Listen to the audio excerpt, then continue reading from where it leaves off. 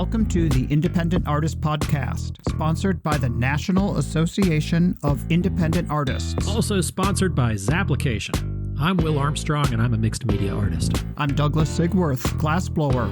Join our conversations with professional working artists. Welcome back to the podcast, ladies and gentlemen. Here it is. Douglas and Will are back on the air, rested and not so ready, but let's do this. Yesterday we were going to do this, but you said you had trees down. What the heck happened? Did you have a storm? What's going on? Yeah, we had a nasty storm. It's funny, I have joked about, not even joked, I've just talked about the fact that I've been through the worst drought personally. I've been ping-ponging between New Mexico and Minnesota. We spend our summers out here. Well, last summer we had Minnesota's worst 10-year drought in a 3-month. I think we saw about 1/4 inch of rain. Okay. I had not seen personally any rain in the 2 years that we'd lived in New Mexico. So right. I love rain, and I just hadn't seen it. Well, we got 3.5 inches in 2 days. Shit. And tornadoes whipped through the area, knocked down 5 power lines, and no damage here, just a couple of limbs and a big tree down in front of my mother-in-law and father-in-law's driveway. So went down with the next door neighbor and made quick work of that. Okay. I know you guys were just pulling in around Memorial Day here. I wasn't sure if this was what had come down over the winter or if this was a storm that just happened. So we had crazy. some yard cleanup. I mean, there's always stuff to take care of when you come back. It's like the wear and tear of having a place that gets, negative 25 degrees in the winter. It's just shit breaks and freezes and turns weird. Wow. But I guess you're more used to that than I am. But a little bit. Yeah. Hey, if you'll humor me, Doug, and I think you will, I'd like to say hello to not necessarily a new listener, but a listener that is newly aware to me. I didn't think my mother paid any attention to the podcast to the Mom. podcast. So, quick, a funny story about that. I'm talking to her on the phone, and I don't really curse in front of my mom, and I do curse on the podcast. I just kind of let it flow the way I normally would. Yeah. So she's listening to the podcast, and I'm a little horrified, I guess. Let me guess. She started off by saying, Will, I am surprised that you read. Yeah. Because you bring that up plenty. She brought that up while we were visiting last week. It's insane. I'm 51. Just because I had a hard time in the 7th grade with Tale of Two Cities doesn't mean I can't read, Mom. Anyway. The point being, I'm talking to her about the podcast, and I'm a little shocked.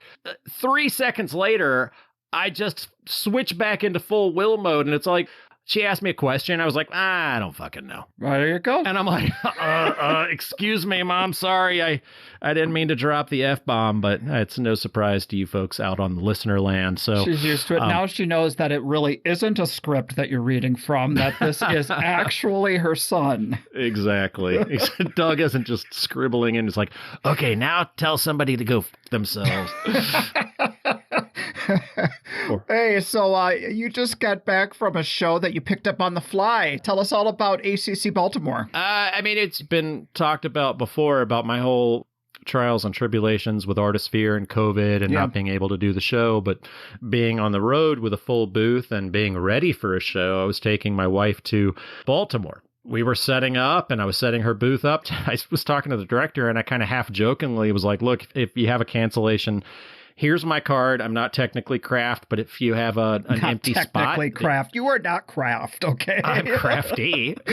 So, I'm a hustler. Hustler culture. But anyway, I was like, well, look, here's my, these are the shows I do. Here's my website. Check out my stuff. I'm going to be over here in this booth helping my wife if you want to fill a spot. She was like, I've got a bunch of people canceled. I might take you up on that. Cool.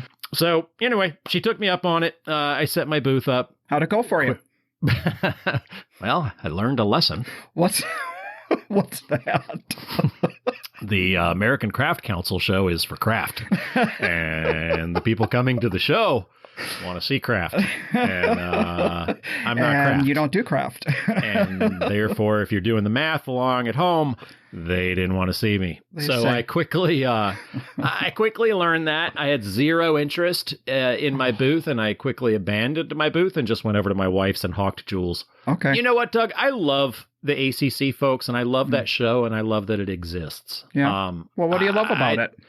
Well, I mean, I love the fact that there is an appreciation for real craft out there. That's how I was raised. My folks are huge appreciators and collectors of American craft, of what you do, what, you know, a lot of folks out there on the road would know my parents if they walked into the booth. And now my mom gets a kick out of introducing herself as, you know, do you know Will Armstrong?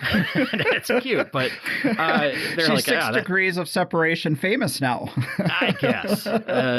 But it's interesting to see that show, and they haven't done it for 2 or 3 years. It was a lower attended show this year, and well, it's in a different time slot, so I mean, it has to catch the people who are really, you know, looking for it when it's in a different spot. Right. I mean, that's the thing, isn't it? I mean, we've got a show happening in February, typically, for Baltimore ACC. This year, it's happening in May. Just within that area, there was Reston was happening, the Northern Virginia Fine Arts Festival, which is a huge one. Yeah. You had, I believe, Howard Allen had one kind of in the area. There was Stockley Gardens happening down in Norfolk. So drop a pin with a 300-mile string around it. You're hitting like 5 or 6 shows that are going on, quality shows, right. You know, quality juried fine arts festivals that are happening. And plus February in Baltimore, it's nice to go into a convention center and you know, see a show. May, people like to be outside. It's spring. Yeah. It's, you know. Yeah, it was 100 degrees that weekend, but oh, really? Oh, wow. Yeah, and then they had nasty storms on Sunday outside, right. So it felt real nice to. I bet. This is just real nice, Doug. I really like just going outside and grabbing my truck in the pouring down rain and then driving it back inside to load out. You know, I've thought about this. We've talked about it on the pod, this whole model of doing shows outside. And it's like, why can't the indoor venues just hit? Why can't people with weather and whatever? Why? There's something about the enthusiasm of being outdoors and under the sun. And that just, it's so appealing. I don't know. I don't understand it, you know? Some indoor shows work, you know, and some really work. One of a Kind works great for me. It's typically in my top 5 shows of the year. Yeah. And that's saying something if I'm only doing 8, you know. And if you get COVID, 6. Right. Yeah, exactly. One of a Kind, I don't necessarily suggest it for everyone. Armadillo, another indoor show that works great. The ACC model for craft works really well, I think. Well, you know, I've participated in a lot of those high-end craft-oriented shows, like, you know, used to be run by Betsy Kuby. We talk about this with Tom this week down in West Palm Beach and New York and in Washington. In fact, one of my favorite stories about doing Washington craft in D.C. was, do you remember back during the Obama administration when Hillary was stepping down as Secretary of State and there was all that drama about putting Susan Rice into her position, you know? Yeah, sure, well, sure. That week, when it was all on CNN and everything, she came to the show. And she walked the show, and she came into our booth and bought a piece. So she was talking, her daughter says, Mom, is that going in your new office? And I'm thinking, that's going in the Secretary of State's office. But then, you know, she didn't get the job. But anyway, so. And then it turns out she got really sad. I was selling something, like right on the line of selling something to the office of the head coach of the Bears. And I was really excited. I was going to get into the, what's the name of the field? You're asking the wrong person. I was going to get my artwork into Soldier Field there, right on Riverside Drive. I was excited and read in the paper as she was going home to measure for his office, he got fired like that weekend. He had another bat. I'm like, okay, that's not meant to be. So at least she bought it. Yeah, at least cool. The optimism was there at first.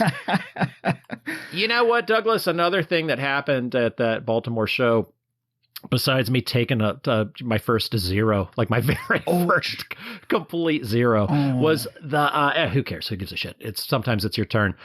Yeah, but, right. I don't know. I just sometimes you take one and it was just like it was a calculated risk, and it turned out to not fall on my side. But yeah, I think we're kind of seeing a little bit of a return to a time these stink bombs do drop kind of like they used to, so we have to ride the averages like we were used to before the big shutdown.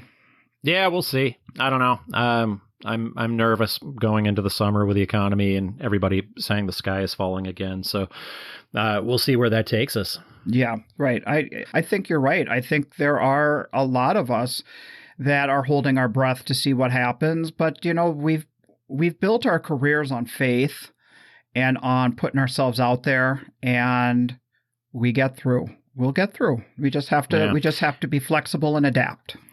Bless your heart. That's bless your heart is what Will says when his mom is in the room, and he really means fuck you. Everybody from the South speaks that language. That and Betty Yeager, she knows what I'm talking about. Hey, speaking of Betty Yeager, I'm going to segue into another pet peeve. Mostly it's for jewelers, but it happens for me too. Why in the world do other artists always come up to you and talk to you when you're finally grabbing a bite to eat? I swear to God, you get a sandwich or something, and another artist comes over and they're like, they just start running their mouth. And I'm like, you're going to talk to me. Another artist that knows that I'm like, I'm by myself and I'm finally cramming a sandwich down my yapper, and you're going to come and talk to me? So did Betty Yeager come and talk to you while you were trying to shove a sandwich in your mouth? I'm sorry. I'm saying jewelers especially are on display. They cannot leave or duck behind their booths. Yeah. They're stuck. And so that's out of empathy for Betty. I'm sorry. She'd never do that. She's like, motherfucker, I'm going to come on in. She's like, you're in Minnesota. I'll drive up there and kick your ass. So anyway, I'm just saying, what in the world are you thinking to come and talk to somebody? It always happens, and it's seasoned vets that come and run their mouths at you when you're trying to eat. Right, just leave a tender moment alone, Billy Joe. So that's your big eating thing. I thought for sure you were going to, when you put down on your notes that you wanted to talk about eating here on the pod today, I thought you were going to like give me a little advice on having a healthier diet or something. Eat a banana, Doug. Eat a banana. Don't trigger me for crying out loud. No, it's I feel like it's precious time that we only get to ourselves, and it's so funny to me when not funny like punch you in the face funny. It's funny like haha, toxic masculinity funny. Don't talk to me. You know, one good thing about the Baltimore show for me, even though I didn't do any sales, was the fact that I did get to talk to a bunch of other artists, and I had one in particular that came up to me and was talking about how valuable they thought the fact that you and I were talking about rejections is. They're like, oh my God, if these guys get rejections, then maybe it's I'm like, that anyone would even think that we don't get rejections. I mean, I'll speak for Renee and I. No, I mean, we get plenty, God. But nobody likes to talk about it hurts the ego a bit, but no, we get rejected plenty. You know, I never ever get cocky about what I do feel like I'm at a certain point in my career where I can apply to the shows and put together a nice season. A season, you know? Right. But I look at it like that. I'm like, I'm putting together a nice season, but do I always get what I want? No. Am I going to Denver in 2 weeks? No. I mean, I am going to go sell some jewels, but I'm not showing my work. Right. I guess early on in our career, when the rejections were a little more of a regular occurrence, I do remember saying to myself, we've got to pay our dues and we've got to get better. I mean, I do feel like there needs to be some self-reflection in those applications and in those reactions that pushes us to work at a higher level. That I agree with. I don't know about paying your dues. I know about like getting there. I don't think there's a certain amount of like, okay, I applied 15 times and now I'm going to get the show.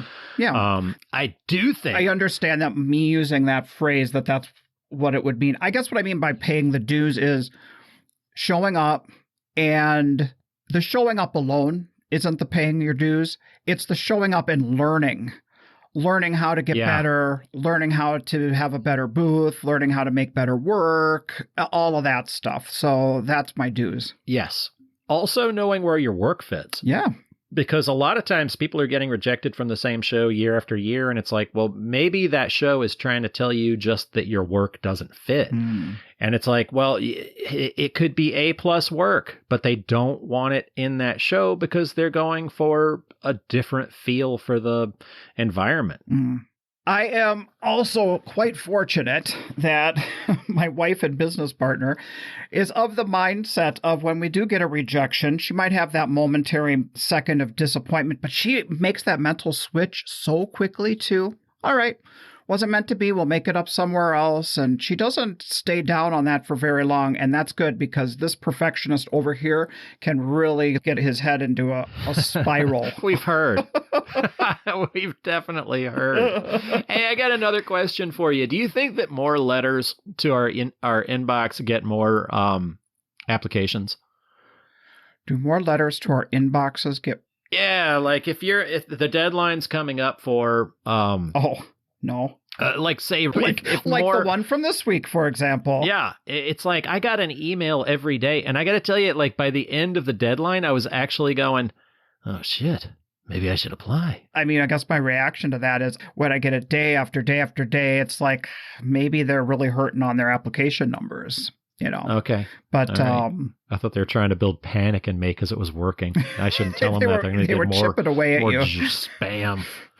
Quit spamming me. I guess my only point in bringing that thing up is that we're all kind of in this. I apply to the shows that I apply to and know that I'm going to have a pretty good chance of getting in, but we all put together a schedule however we have to, right? Yeah, for sure. Totally. I'm going back to Chicago for the first time in like 6 years coming up here. I know you're going too. Really? Old Town? Yep.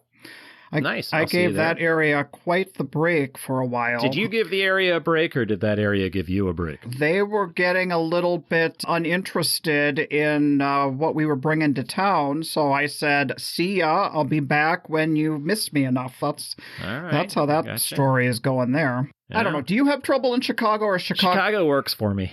To be honest, I don't know when the teat will dry up, but I just love Chicago. I love the area. I haven't been back in a long time because even though it's a huge metropolitan area, it just feels like every time we go there, there's a show that's going on down the street. It's going on in a suburb next door.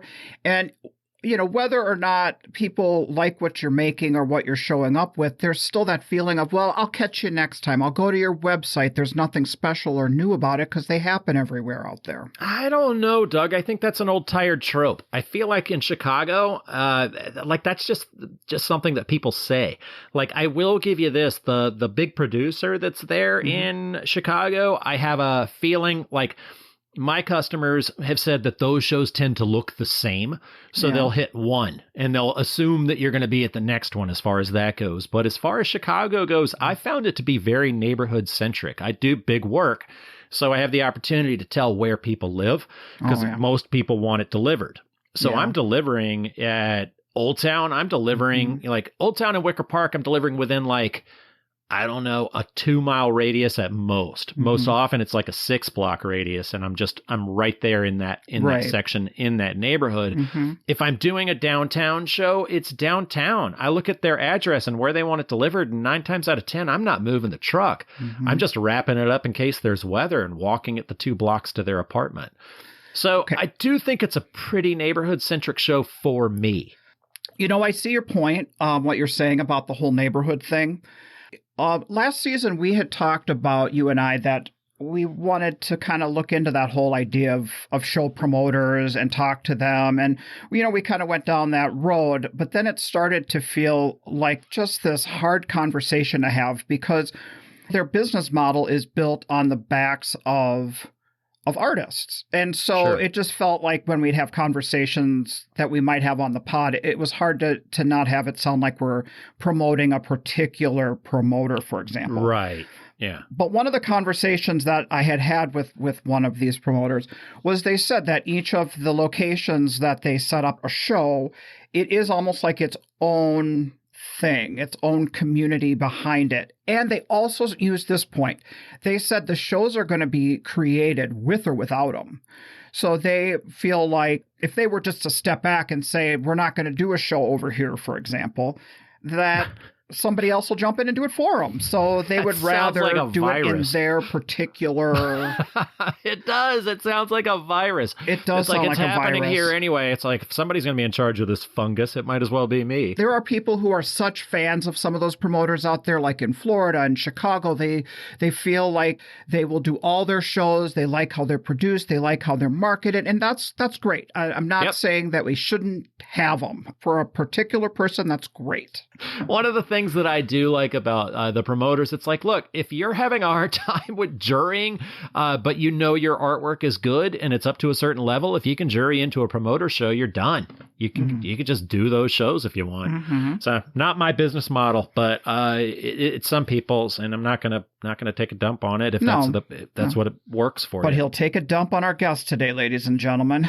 I won't take a dump on our guest. I loved your talk with Tom. I'm going to tell you this, though. Okay. You know me. Everybody in Radioland knows me. Podland. I say exactly what I'm thinking. And Tom is the kind of guy that says exactly what he's thinking. Sometimes I'm going to rub you the wrong way. Sometimes he's going to rub you the wrong way, too. He doesn't on the podcast.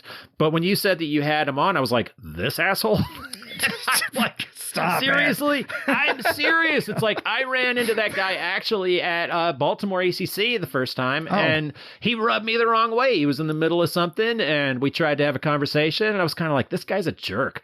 And I'm like, but I'm a jerk, too. And then to listen to the conversation, sometimes you're best known by the company you keep. I love Mark Winter. He's a dear friend. He's good buddies with Mark Winter. I'm like, let me give this guy another chance. You listen to him on the podcast. It's a great story. It's super interesting.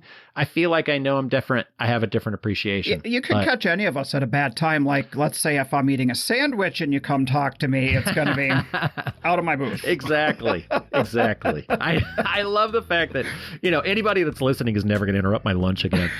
They're just not going to come talk to you, Will.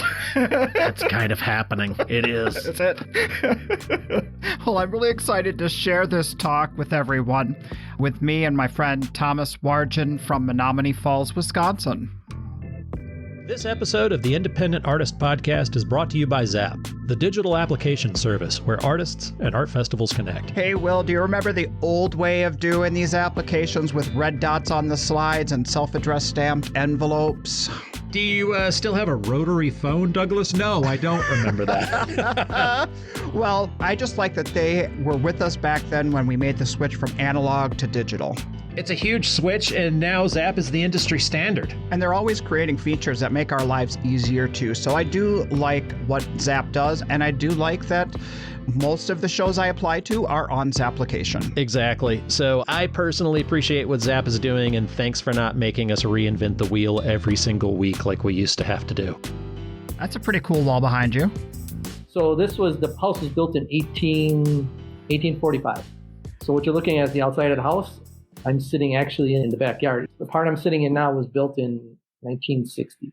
And like an addition or whatever? Yeah, and I built what you're looking on to the right is all stuff I built when we moved in to cool. So is make it a family room. It's pretty cool. It is. Oh, it's not like, it's like a all-season, four-season addition or porch or whatever? That. It's like an all-season open concept, kind of like outdoors, indoors type old style, old farmhouse type thing.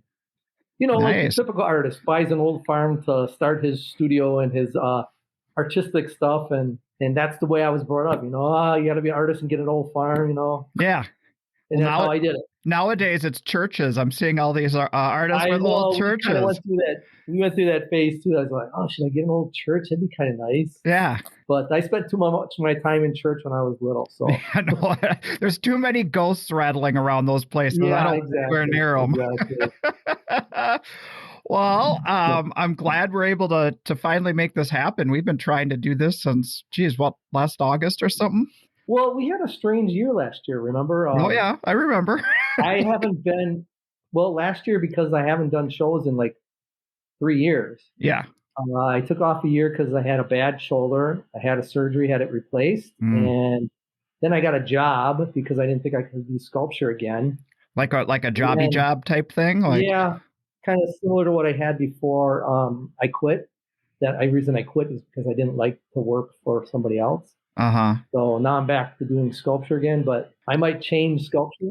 Was that in industrial design? Correct. Because that's where you got your education is in that. Yeah, I mean, I got an education in. I went to school for industrial design, and actually I was a drawing major in the first university I went to. Yeah. And I wanted to learn more to work with my hands, and then went into engineering. And then when I had to take prerequisites in art, the professor at school there at the time says, "What am I doing in engineering?"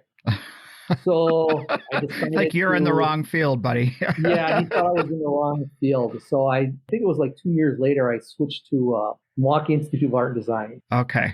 So I switched my major from engineering to fine art with like 1 semester to go in engineering. Yeah. And then I went to MIAD, and then I applied for a full scholarship, against all the other students that first year, and actually won. And then I thought, I guess this is my calling. Okay. And then I went to school and double majored in industrial design and sculpture because I was drawing before. So I figured, let's just do that. Well, that's the thing with you that, I've got like 5 thoughts in my head all at once just come to me. The first thought is all the show directors out there must think our work looks pretty good together, because how many times have we been booth neighbors? It seems like over the last so many years we show up and there's that guy again. I thought it was a requirement. Like, okay, we'll put the Wisconsin people over here. Maybe it was Wisconsin. I thought it was our work looked good together, but it's probably the Wisconsin thing. We speak each other's language. We speak. They would know. They understand each other. Yeah, right. There's that. But then anytime I've ever walked by your booth or been your neighbor, you're sketching all the time, man. You've always got that sketch pad in front of you. Gosh, you know what? Yeah, so you should catch me sometime and ask to take a peek in that book. I've been doing it for probably about 10 years now. Off and on when I have the book with me. Most of the time I do have it with me. It allows me to escape the world of sculpture. So basically, when I'm at the shows, I can get into my own little world and just create. And it's nothing like my sculpture. Okay. Nothing at all. So those sketches that we're talking about, those aren't necessarily to create an end. You're not like designing work in that moment. That's just you kind of getting your thoughts out and channeling. And yeah, it's just a step away from everything. Yeah. Instead of me thinking about my work, it gives me an opportunity to think of something else. It makes me feel free. I don't feel confined to just sculpture when I'm at the shows then. And then plus I'm so excited and motivated when I see other people's work. There's so much variety at the shows. It's ridiculous. Right. So the creativity is just flowing, and it's not like creating what you're seeing or replicating. It's just about getting your own creative juices flowing and feeling inspired. And it's weird because I actually inspired a lot of other people when they seen what I was doing. And I actually would do it with some other artists too at the time. Over the years. And actually over the years, the last couple of years, I've been just taking other artists and other people off the street because they're curious what I'm doing. And they would just scribble on the book, my sketchbook, and I would turn it into something. Oh. And I'm saying it's all about subconscious thinking, creating something that's not actually there, but something that you bring about based off your own inhibitions and your visions and what's in the back of your mind. You're just letting it free, letting it go. And that's what I do. I'm planning on doing an event or some shows with the drawings, but I want to make them larger. Nice. So within the next year or two, I had done one show with something with drawing. Yeah. A little show in Wisconsin a long time ago. People just didn't know what to think of it. Okay. I had one other artist buy one of the drawings, so that made me feel good. Yeah. But, if anybody understands the work, it's going to be another artist, to be honest. Yeah. Well, it's tricky being a 3D artist. And when we think in 3 dimensions, and if I try and put something in my hand and translate into 2D, it's pretty impossible. But it seems like you're skilled in thinking flat and thinking in 3 dimension. Yeah. Yeah. I'm having a tough time trying to break away from the structure of design.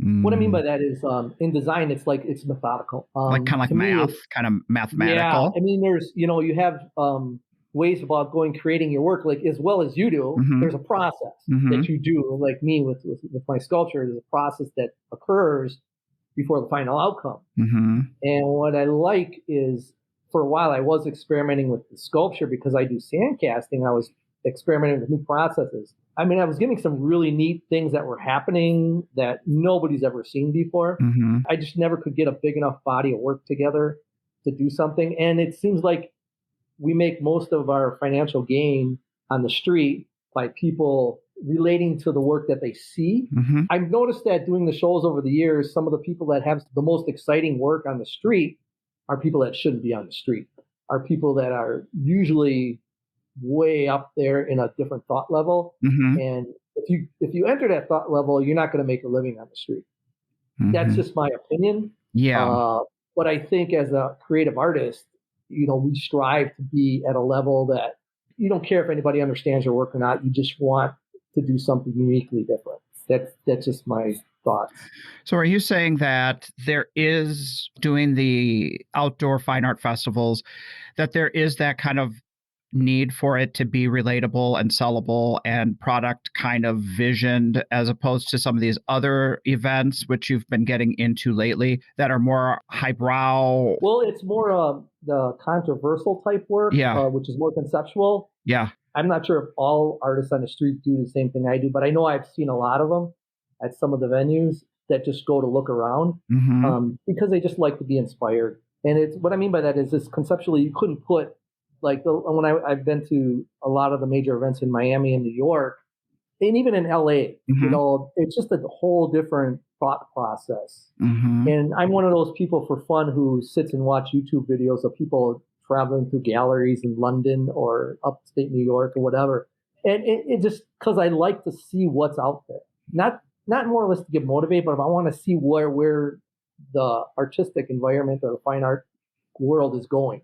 And getting out of the bubble that we're currently in, yeah, so to speak. Getting out of the bubble that we see. Because I noticed over the years I've done the shows, stylistically, there was you could see a stylized motif sometimes when you work through the work, when you walk through the shows. You can almost group some people together and, it's this kind of work. It feels this way. Like we're all influencing each other. Yeah, exactly. When I first entered the circuit, coming from a background of industrial design and futuristic, and I was a big fan of H.R. Geiger and the movies and theatrics and all this other stuff. My work there's a few people that just hated me because they thought it was just too weird and whatever. Oh. But, I was big into fiction and sci-fi and all that other stuff. Yeah.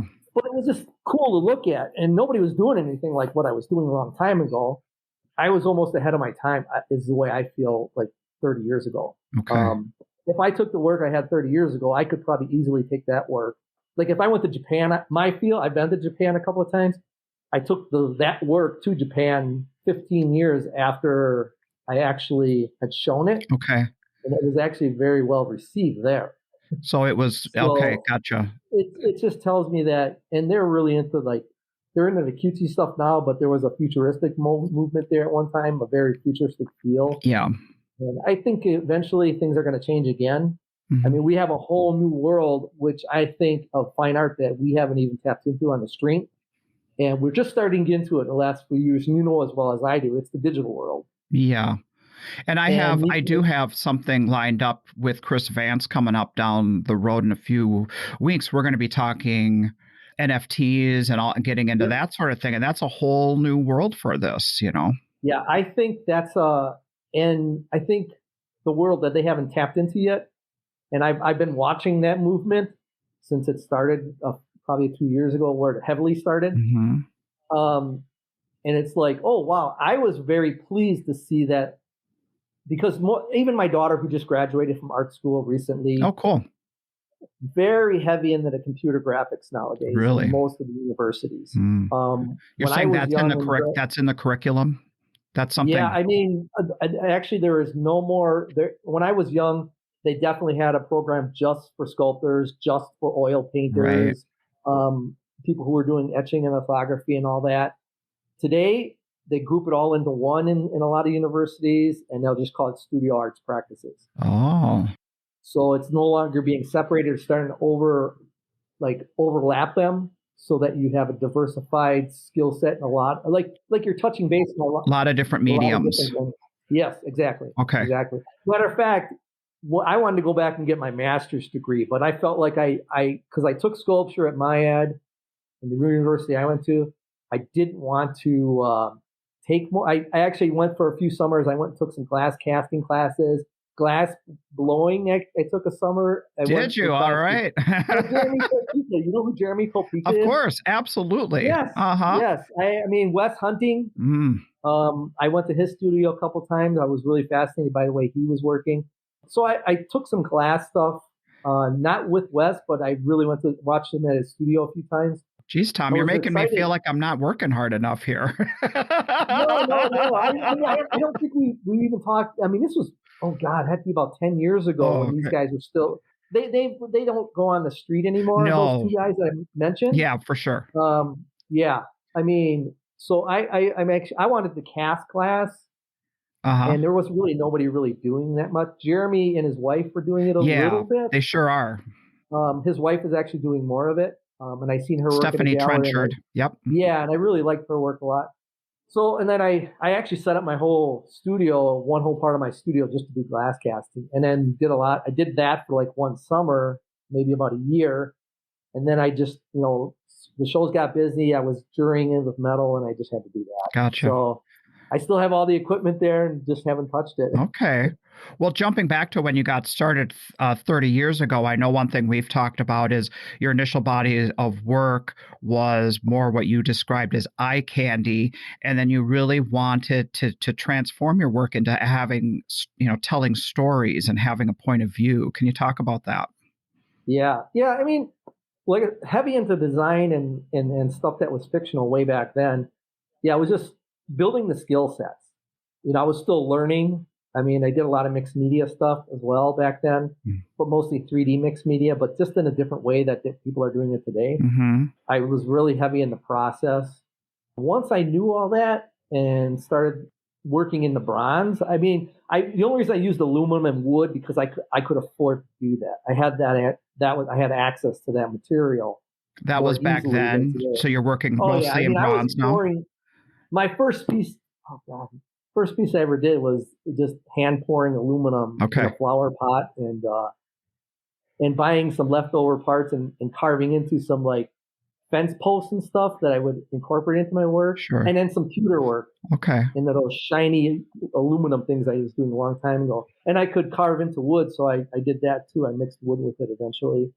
And then what happened was I think I wanted to get away from the whole eye candy thing. Mm-hmm. And then the first series I did that wanted to say something was a series of dresses that I did. Right, I saw some of those pieces. Each dress actually that they were wearing told a story, and it was about how we visualize women in society and how we perceive them. Yeah, not just men, but people in general, and how we perceive women. And I might have a few on my website. I saw it on your Instagram. I think I scrolled back. I did a little deep dive recently and looked through your stuff. I mean, that was the first series I did where it actually started to tell stories on the work. Uh-huh. And my wife for a while thought it was something that I was trying to say about her.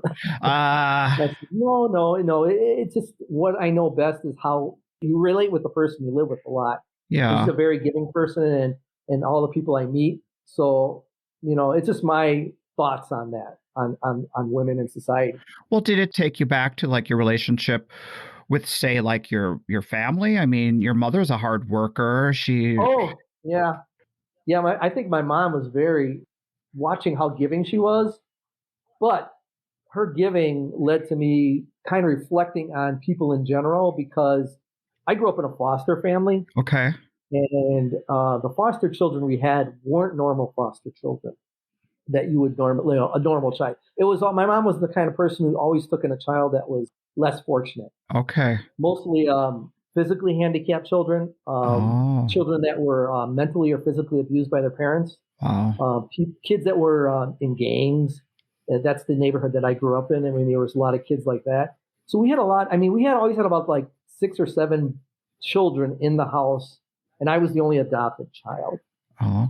So it was interesting because I was able to communicate with all these children that came over, and you'd hear stories from them and their lives, and that actually would transpire into the work later on as well. Okay. Thinking back about the neighborhood, what people were going through, all the children, all the fathers and the mothers, between abuse and alcoholism and drug abuse and all the stuff you've seen in the area that I grew up in, but you really didn't really talk about it a lot. Wow. And all the various amounts of trauma that come into under one roof. Really bad. Yeah. I mean, I'd have like some of my friends when I was a young child, we'd have live with us because they were getting abused by their parents. And my mom was always the kind of person who's like, why is your friend so-and-so still here? He's been here for a few months. And I'm like, his mom was sick or something. But you didn't really think about that. You just my mom treated everybody the same. Everybody that came in the house was like family. And so was it a bit of a revolving door then, that it's like people would come and go? And oh yeah. Well, I mean, the kids that we had that were handicapped, almost like nobody wanted them. I mean, I had brothers. My brothers lived with us. We had one that was CP. If you don't know, that's cerebral palsy and then muscular dystrophy. The one who had muscular dystrophy came into our house walking at like 6 or 7 years old, and I watched him as he slowly lost all of his bodily functions over like 11 years, and he died when he was like 17. So, I mean, it was weird because only the people in the close neighborhood, your neighbors and the people close by you in a small community, would understand all the children that lived with you, would understand what your parents were doing. But once me and my brothers and anybody else who was a foster brother at the time, we get outside that and we go to a park or something, we would get into some, where people would make fun and tease and only as you learn how to, I don't know how you say, protect, defend, and help and try to make people understand, young kids. And back then I thought bullying was different than it is today. Yeah. I don't hear my kids complaining about bullying as much as I heard when I was young. I mean, it was bad. Well, it's kind of a nameless, faceless kind of bullying now, where it comes from the cyber world, where back then it was face-to-face and aggressive and, but it's all hard. And it's weird because all that stuff I'm talking about, if you look at my work, a lot of the different series, they all stem off how we relate to things in life. Totally. I mean, it makes me, that story helps me. I mean, I have always felt drawn to your work with that tension that's in your work, that tension of finding yourself, that tension of having a deep kind of struggle and you're holding on with all your physical might, but it translates to being more of a mental struggle than the physical struggle. That really gets to the heart of it for me anyway, what you told me. I couldn't do this work that I'm doing today. The work I'm doing now, there's no way I could do it 20 years ago. I think there comes a sophistication and understanding on life in general. Yeah. And the more you live and understand what's going on and how you react to people, it's easier for me to say that now with the work. And actually, it feels, I shouldn't say it feels good, but it does feel good even when somebody's crying when they look at my work, because it's happened over the years, like the last 5 years, every year, at least twice a year, someone cries. Tom, I was in your booth at Sun Valley this past year, and we were just having a chat. And it is a different reaction than what I'm used to when people walk into my booth. I watched your collectors come in, or the people who are interested in your work and want to have conversations with you. And it's almost like they want to reveal their life story or their struggles with you. Yeah. Yeah, it can get pretty deep. Uh-huh. And it's not really my intent. My intent is usually to have people just understand that it's just part of life. Yeah. It's just a part of life that just happens, and I just make it more aware by creating sculpture that relates to that topic. Whether it be you finding yourself in life, a state of being, a mindset, or a potential goal. I try to portray something that signifies that's what we're going through. Well, no matter what our struggles are in life, it is intense to us personally. I was having a conversation years ago with somebody who was talking about they were going through some kind of trauma therapy or something, and she was talking about what was really hard or whatever in her life, and then she was saying she was in some group or whatever, and then she's listening to what somebody else was going through, and she's like, oh my God, that's like so much worse than how I had it or whatever. But they didn't experience what that other person did. To them, what they experienced was extreme. So having that relatability can come from whatever level or threshold of struggle. We all understand struggle.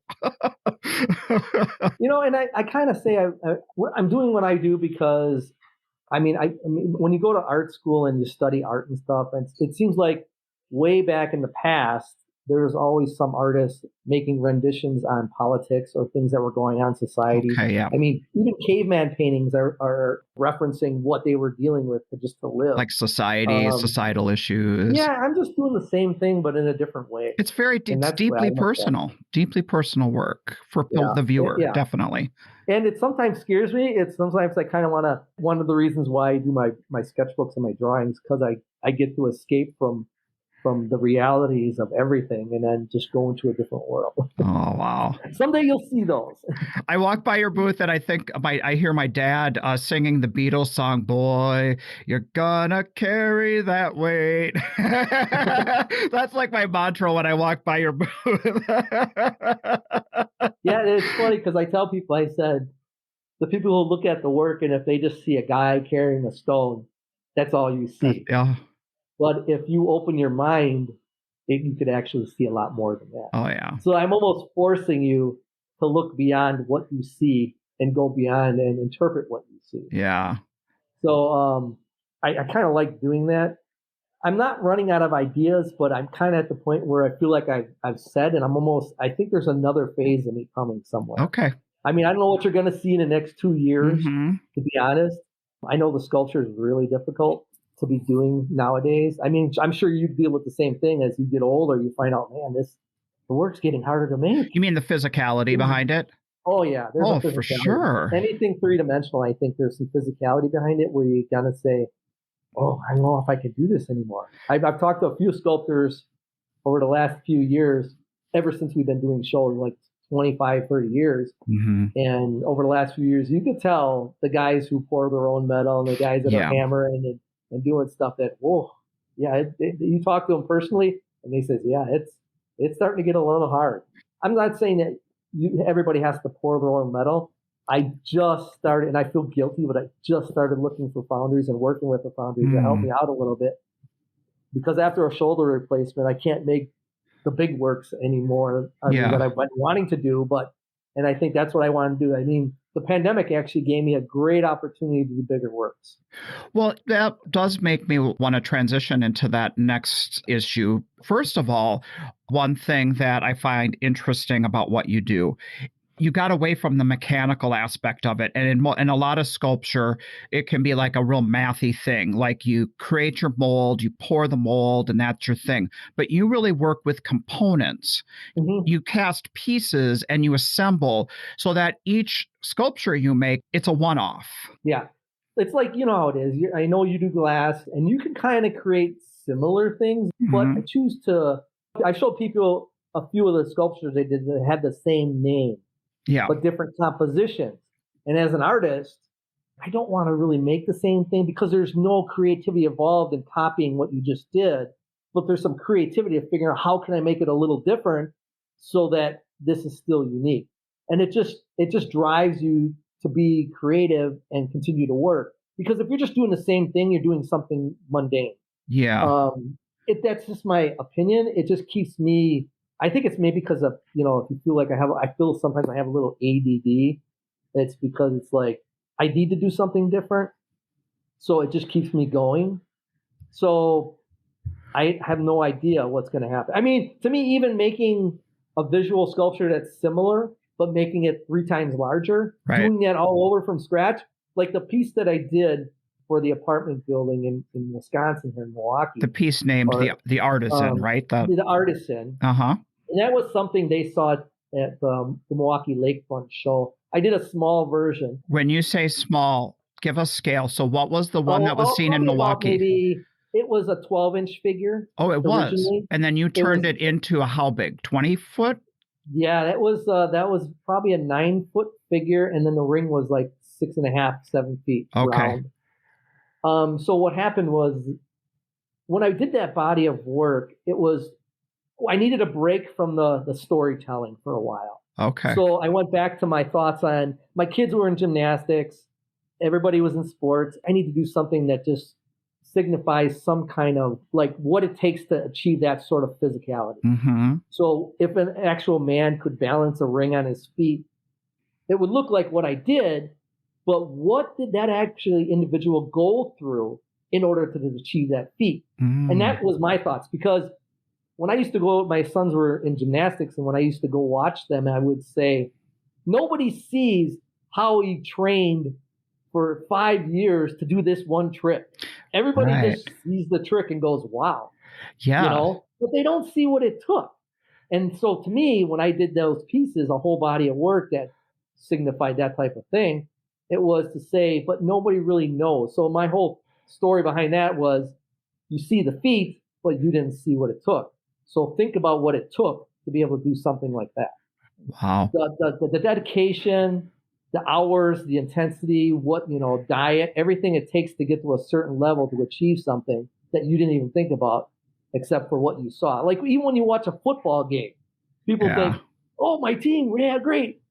But all I could think about, do these people know how much effort and how much ability it takes to even make that touchdown?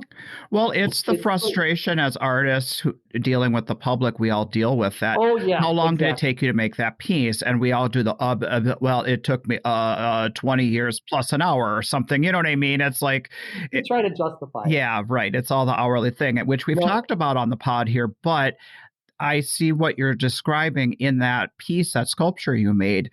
It's trying to encapsulate this beautiful form. Like you said, what it went into the training it isn't just a moment in time where it just gets frozen and he just happened to be holding that. He had to work up to that point. Right.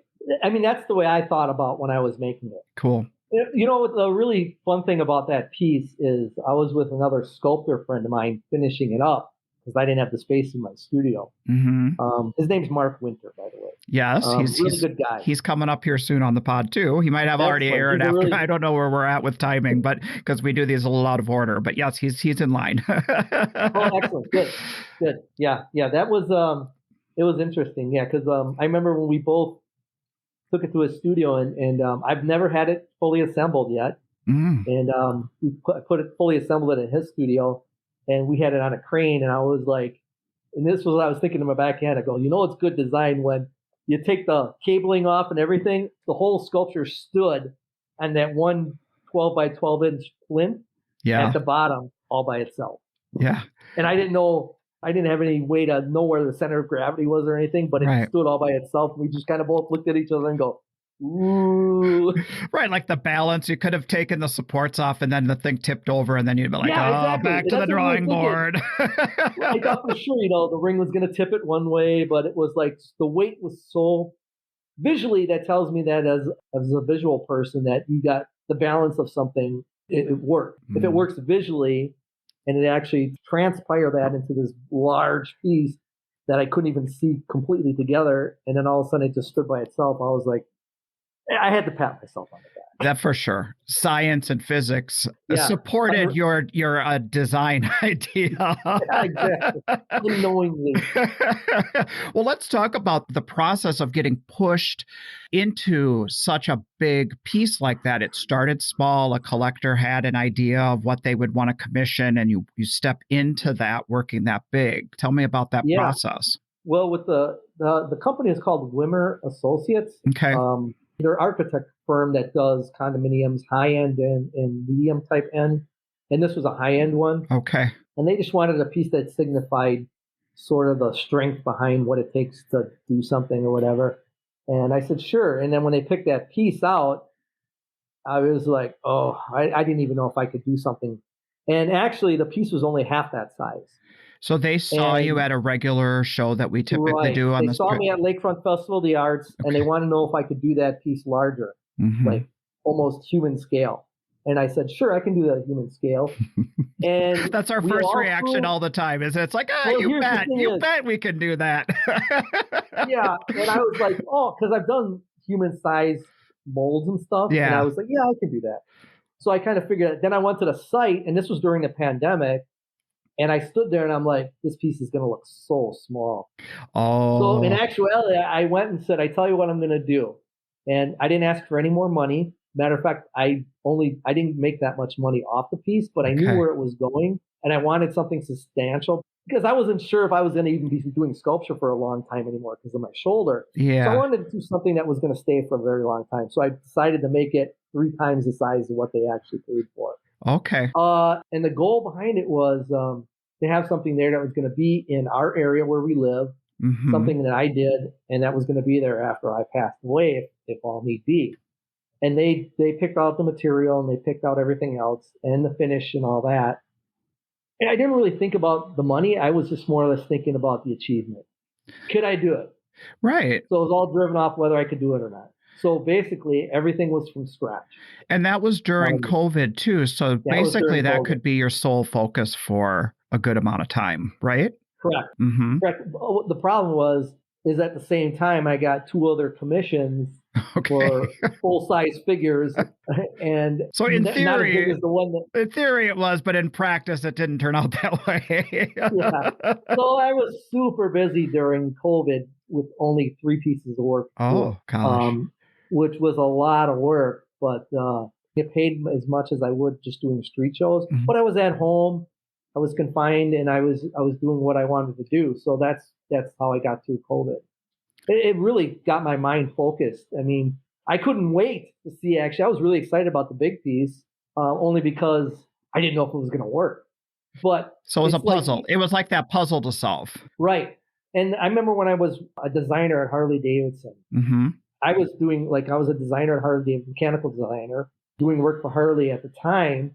And during my free time, during lunch, I was also working on like other stuff, like some of my early artwork on the computer.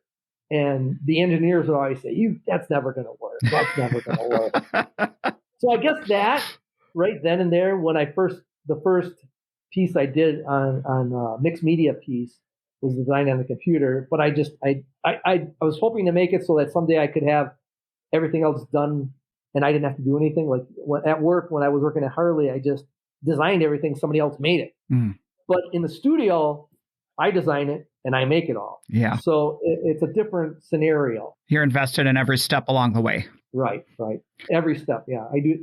And today it's like I'm hoping to make more transitions into less labor and try to be more methodical about it. Yeah. Because so back to this project. Yeah. So was there a pressure in moving into this larger piece, kind of out of your comfort zone of what you produce on a regular basis? And then the pressure of, like you said, there were a lot of puzzles to solve, that when you got to the end of it, was there pressure in committing to something that large and committing to a certain kind of contract and then maybe not being able to fulfill it? Was that any kind of worry with you? No. You do it. That's the weird thing. Yeah. I think that's just part of my nature. Yeah.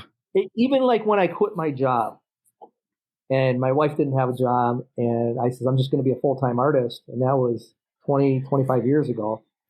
I didn't even think about how I was going to support my family at that time, because I just had my oldest son and then I just had my daughter. And then my wife she didn't have a job at the time. She was taking care of the kids at home. Yeah. And I was just like, same thing. I think it was just that I'll figure out a way. And when I quit my job, I couldn't believe. I did have some reasoning behind it, though. And it's a show that you just recently did. Yeah. Which was Coconut Grove. Okay, yeah. When it was in its heyday. Yeah. And I never went outside the state before when I was doing shows. I always did shows like Chicago, Wisconsin area. I remember I had taken my vacation. I don't know if you ever heard this story. What motivated me, I says, well, I got to find the people that's going to want my work besides local. So I took 3 weeks of vacation. I had 5 weeks at Harley. Yeah. I took 3 weeks of vacation from Harley and went down and I did Coconut Grove, the Palm Beach show, and then one other show. I can't remember what it was. But I did 3 shows down in Florida. when the times were good. Yeah. I don't know if you remember. You probably remember back then. There was a really good time when everything was. You're talking the Palm Beach, the Betsy Kuby show.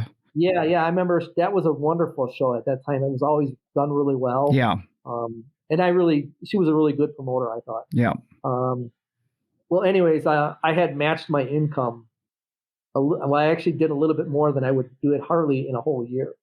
And I came back home from those 3 shows and told my wife, I said, I'm done. I quit Harley. But you got to remember, though, it's not like that happened overnight. No. I was making work. And actually, Mark Winter, my good friend Mark Winter, had said to me, dude, why are you still working at Harley? Yeah. And he says you should get out. He says you should focus on sculpture and you'll be happy with what you do. And he was actually had conversation with it actually made me quit too, you know. And was he already in this world already? So he knew he kind of knew with some sense of confidence what you'd be stepping into and your skill level and all that stuff. Yeah. Yeah, it was him and his family that had made me change my mind. Yeah.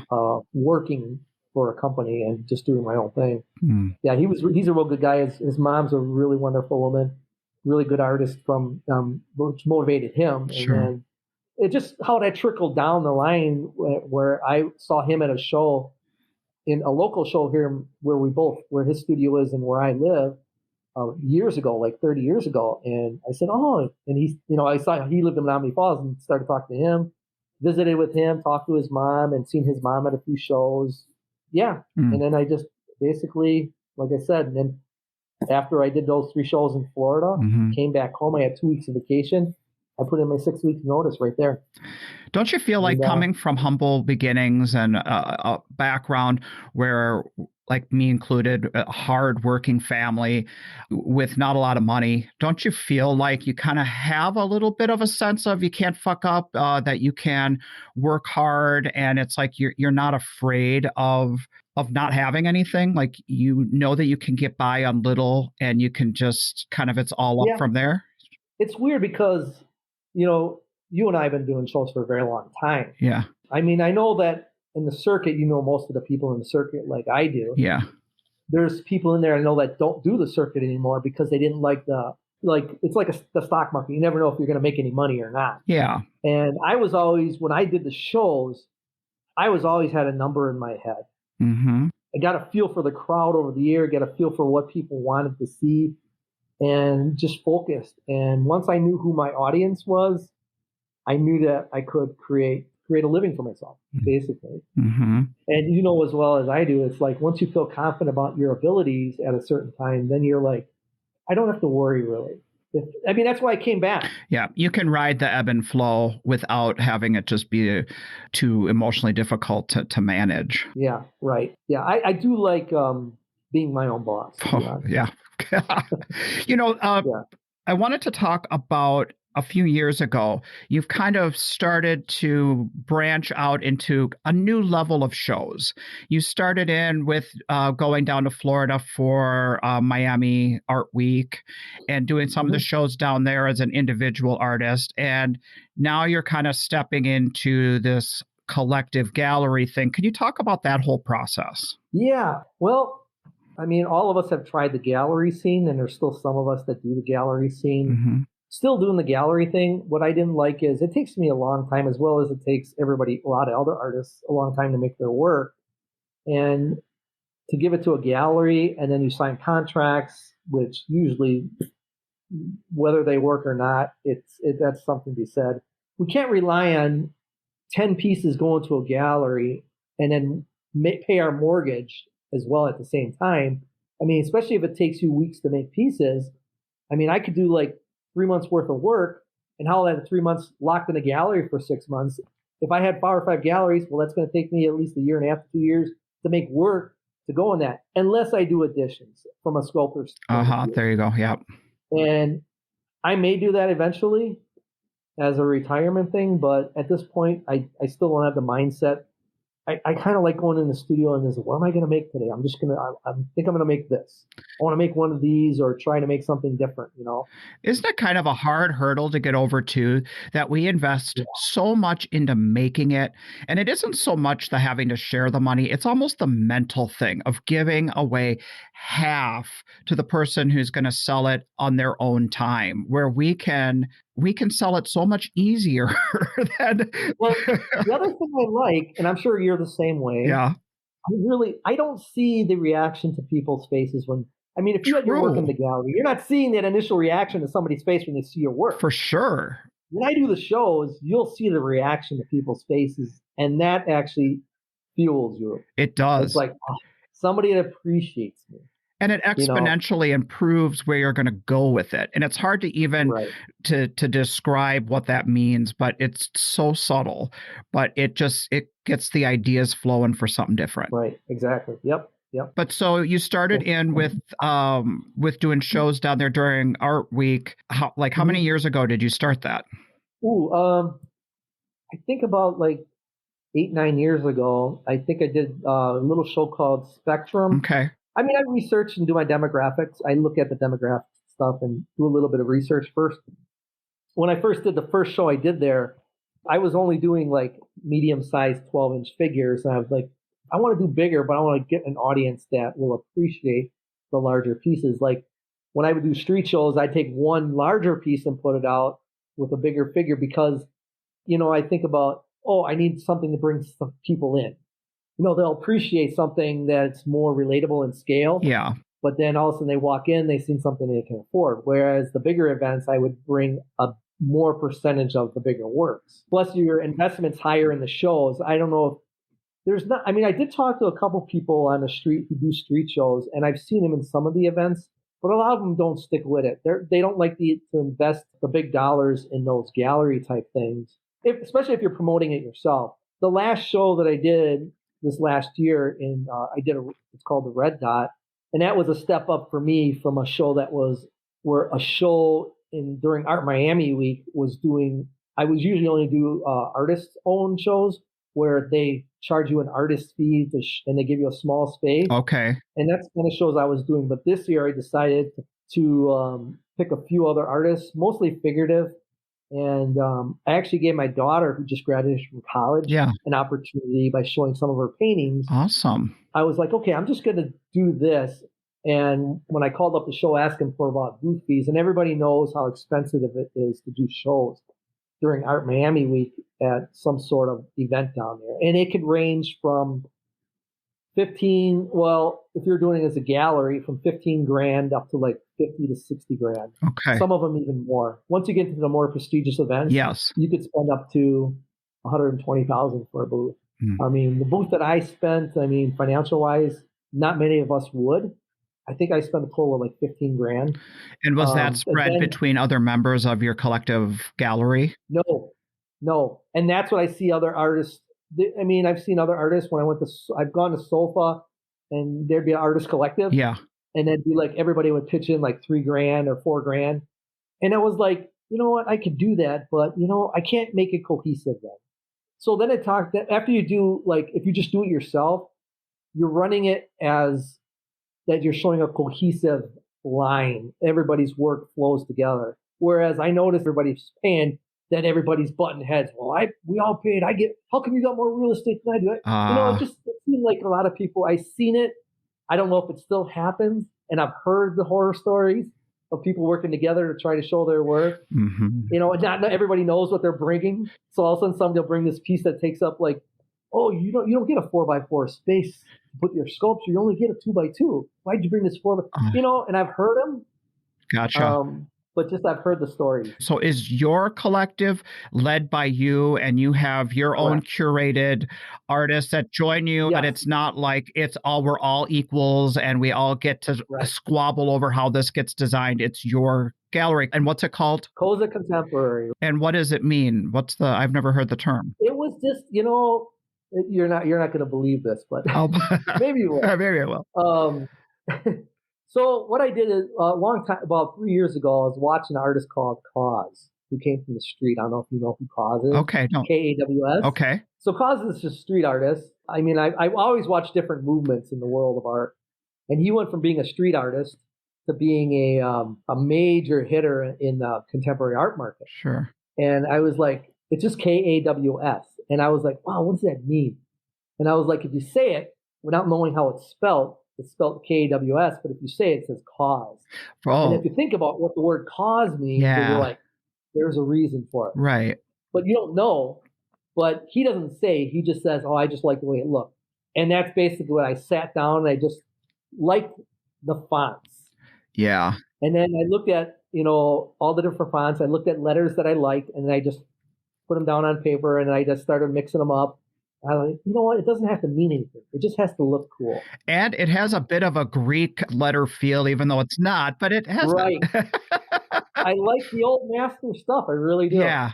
And anything that has to deal with taking a tie back to history of some sort, I'm all in. Cool. I mean, all of us started off that way anyway. I mean, I didn't go to a museum until I was like 16. Right. But that's because, like you and I both, we come from a lower income family.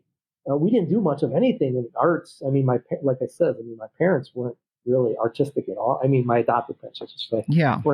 Although this is very funny because this is off on a little tangent here, but last year I found my real brother, my blood brother. Really? By a Christmas gift that was like, a DNA thing. The 23andMe, maybe? No, this was what was it?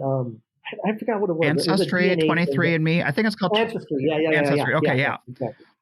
Yeah. So my daughter took it, and my brother's son actually connected with my daughter, and then my brother and I were a little hesitant at first to take the test. Yeah. Yep. But it was guaranteed, and he only lives like a few miles, like 5-6 miles from me right now. Wow. How was we that? We connected here and there, but it was interesting to talk to him and And then this year he started doing some kind of drawings and stuff he likes to do. And I'm like, oh, so maybe there's artistic talent in my DNA somewhere. Yeah. So it got me a little excited to see that he was doing something that was artistic related that he didn't know he was going to do either.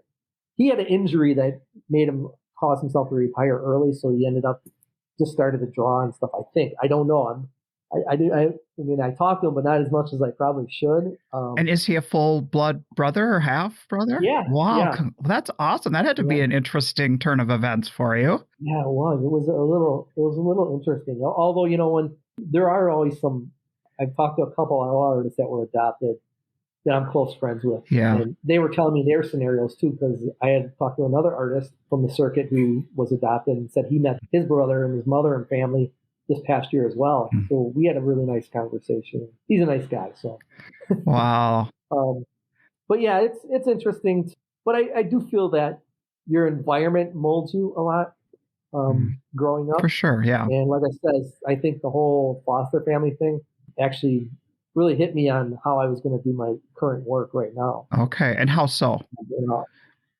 Just that, trying to convey what they were dealing with, all the children that I lived with and communicated with, the neighborhood kids that I communicated with, all the family issues that were going on in the neighborhood. And then I get people ask me all the time, why does your work feel like you're always struggling? And there's a lot of, they like that there's energy and motion, but there's always this struggle. The tension. And I feel like, well, yeah. And I say to them that, life to me, it's just reminiscent of I think it's just an extension of everything that I've dealt with and trying to relate to. But as an artist, I think a lot of artists put themselves in their work. Yeah. Somehow, either emotionally, visually. Well, it's the only way to make it relatable. Even you being a glass blower, there's something that motivates you to create the shapes and the visuals that you're creating. For us, it's the color, it's the vibrancy, it's the energy. It's like it's what's going on internal. It's emotional that's being translated into a fluid form, and that's really the best I can describe it. So anyway, you just turned the tables on me, mister. Well, one thing that you've said that I find pretty inspirational, I think your upbringing and what you've gone through just knowing you has made you an extremely compassionate and empathetic person, for one. But then you've also described that being in the quality of great artists at these different shows, obviously being down in Miami and seeing the best of the best and being out on the road at the top art shows with people on the street, that you say there's something about artists where they're just never really content. And there's always that sense of, I can do better tomorrow, and this striving to always get better. I find that really interesting about you. Well, that's how I work. I would hope that all the other artists feel the same way. I mean, when I look at even the mainstream artists that a lot of people are familiar with, even if like people in the art world, like Pollock in general, everybody's seen that movie that was made on Pollock. I mean, I don't know how many times I've seen it, and it wasn't because of his painting style. It was because of what he went through. And that's what intrigued me is all us artists go through some sort of, we wrestle with something as we are artists, as we go through life. We all wrestle with something that relates to our art somehow, whether it be something like in Pollock's case, he was an alcoholic. I've seen that plenty of times in family issues and how it relates to the children's upbringings. But I also see how it can relate to how it can affect somebody's work. Not only there being an artist at work, but also in everyday life work. Yeah. You see it firsthand. I mean, I've seen it firsthand. But my work is just based off everything that's related to life in general. Right now, that's the way I feel. Yeah. My future work, I can tell you that I want to get into. Yes. You'll see. You'll come have another conversation with me in another couple of years, or maybe even sooner. But you're gonna say, God, I've seen some of the stuff you're doing now, and God, you're. I don't know where your mind is, and that's exactly what I want to do. I want to put my mind in a place that people are just kind of like, where is this guy from? Well, do you have anything tangible that you can talk about with that, or is it all conceptual at this point? Everything's no. I mean, a lot of it's I have a lot of tangible, but everything's in sketchbook. Yeah, and ideas on paper and stuff like that. Writings, I do a lot of. I do a lot of like little short writing stuff. I'll write something. I do it all the time. I mean, I'll write something on a piece of wood, or just thoughts in your head. Yeah, and just like, oh, this is a idea I have, or this is what I want to talk about in society, or this is what I want to say about something. Yeah. And there'll be a lot of times I want to text somebody something like what I really feel. I do it all the time on like Facebook and even messages. I'll type everything in. It'll take me 10 minutes and I'm like, and then I'll delete. I do it all the time. You know what? So this reminds me of a conversation that I recorded with Justin Tillett. Oh. He talks about the difference between artists who are always moving forward and people who kind of stay stagnant, in that they stop what they're doing and they sketch it out real quick, or they write it down. He says you could be at a stoplight and that inspiration comes, you think, I'll remember it later, but you don't remember it later. So those people who capture those moments and get it down on paper or however you record it, and then that can keep the whole wheel spinning and moving forward. And it seems like that's what you do. You've always got those ideas moving forward. Well, I'm sure, I don't know if you do this, but I have sketchbooks of a lot of the sculptures that I've made of the little doodles. And I'm like, for like the last 5 years, I've always, if I'm like want to make a new sculpture, I kind of scan through that book and it just starts to stem all over again. But it's like, I look at these books like, oh my gosh, because I'm thinking, this is going to make my year's income for this year if I just pick up this book and look at it and start making stuff. Gotcha. I keep thinking about, this is actually worth a lot of money. And I actually put in some of my sketchbook. If I lose the sketchbook, please call me and there's a reward. I do it because I'm like, man, if I ever lost this, I'll never remember that idea. That is gold. So I'll put like $100 reward inside, written in the front cover or something. I'll say, if you find this sketchbook and return it, I will give you a certain amount of money and blah, blah, blah. I give my phone number in there and everything, because it's like, I know it's worth that from an idea wise, for myself. Cool. It'd probably be priceless. But I'm not going to tell them that. I'll never get it back. Yeah. This has been fun, Tom. I can't believe the hour is gone already. We've talked through a lot of really great stuff, and I really enjoyed that we've been able to make it happen here. This has been a nice talk. Well, I hope you can find something. I think I'll find a thing or two. Well, that sounds good. All right, man. Well, hey, take care, and we'll talk later. Bye. Oh, yeah, I'll see you down the road. See you down at the next one. All okay, right. bye. Thank you. Bye-bye. Great talk with Tom Wargin. It left me with a new appreciation for him, and I can't wait to see him out there on the road. Yeah, he's a great guy. Interesting thing, we're huge fans of those Finding Your Roots shows like on PBS. Oh, yeah. At the end of his talk, when he was talking about meeting up with his brother, back in my mind, I'm thinking, we're going to like this one a lot. That's a whole different podcast. It's a really fascinating story. Yeah. So last episode with Annie, when we talked, I hadn't had a chance to listen to it yet because we jumped on and recorded right afterwards. And I do like to have a little bit of follow-up at the end of the talks just to, do a little check-in. Yeah. And I really liked the part of her talk when she was saying that one of the things that's kind of a misconception about fiber art or wearable art, she'll be at a show and people will walk by and she'll hear them do the whisper, is this art? Is this really art? And the thing that I found really interesting is how she described her process and what's important to her about how creating work that people wear that makes them feel expressive and feel powerful and to feel good in their skin, and acknowledging the vulnerability that people feel in stepping into her world and putting her clothes on. That was a whole topic that I never would have thought of not being a fiber artist. That was a whole new concept for me. Yeah. The vulnerability that it takes in order to let somebody else feel vulnerable, if that makes sense. Yeah. She has to put herself on the line in order for other people to put themselves on the line. And I thought that was a really interesting point. I've been getting to meet so many great people this year on the road, and I am just so touched by that story that she said about the vulnerability and so many people sharing just so many touching things. And I'm really happy with this project. I really feel like we've had some talks with people for over a year now that are just so revealing about, not to say what makes us tick, because that is a little bit overused and a little trite, but really getting to the heart of what's important to all of us. Yeah. Sometimes the best talks are when you get it, little things that we're like, oh, wait a minute. I didn't think you were going there. I didn't think that this particular artist had anything to say that pertained to my own path. And it usually does. It always does. It's so nice work, sir. Let's pat ourselves on the back a little more.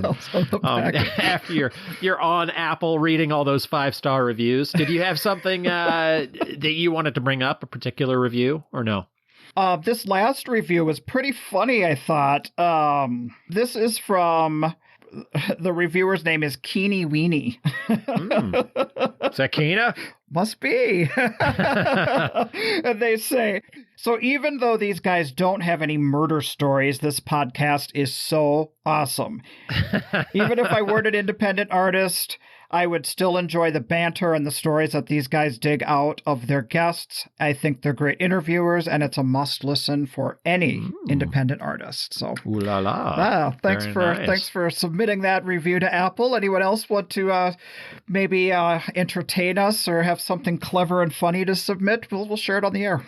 That's right. Keep those low reviews to yourself, because we're trying to grow the show as much as we possibly can. And we have the typical artist's ego where it's huge until it's popped like a balloon. Boom. We'll only dwell on the one bad review. It doesn't take much for either of us to go dark. Oh, no.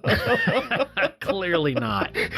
All right, sir. Once again, it's been a pleasure, and we'll see you in a couple of weeks. I have no idea who I'm talking to next. Okay. Well, I'll see you in Chicago. Perfect.